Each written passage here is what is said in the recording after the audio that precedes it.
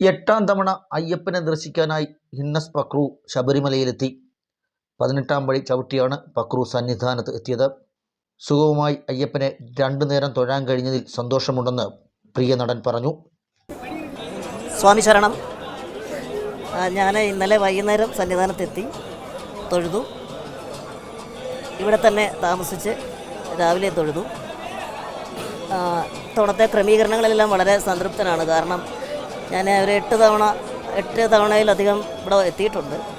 ഞാൻ ആദ്യമായിട്ട് ശബരിമലയിൽ വരുന്നത് 5 വയസ്സിലാണ്. 5 വയസ്സിലാണ് വരുന്നത്. എൻ്റെ പിതാവിനോടൊപ്പമാണ് വരുന്നത്.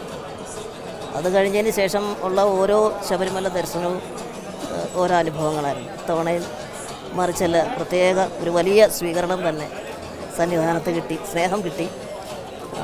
പ്രത്യേകിച്ച് ദേവസ്വം ബോർഡ് പ്രസിഡൻറ്റ്, അതുപോലെ തന്ത്രി, മേൽശാന്തി, കീഴ്ശാന്തി എല്ലാവരും, അതുപോലെ ഇവിടുത്തെ സെക്യൂരിറ്റി വിഭാഗത്തിലുള്ള പോലീസ് ഓഫീസേഴ്സ് എല്ലാവരും വളരെ സ്നേഹമായിട്ട് തന്നെ സന്നിധാനത്തിലേക്ക് സ്വീകരിച്ചു. അതിന് പ്രത്യേകം നന്ദി പറയുന്നു.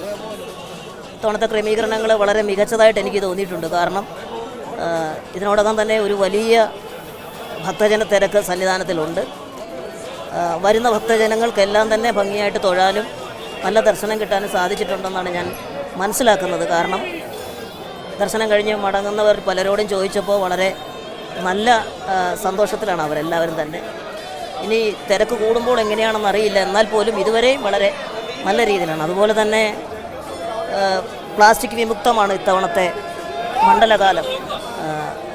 പവിത്രം സന്നിധാനം, പവിത്രം ശബരിമല എന്നൊരു പ്രത്യേക പദ്ധതി ദേവസ്വം ബോർഡ് ആവിഷ്കരിച്ചിട്ടുണ്ട്. അതിന് പ്രത്യേക അഭിനന്ദനങ്ങൾ. വളരെ നല്ല കാര്യമാണ്.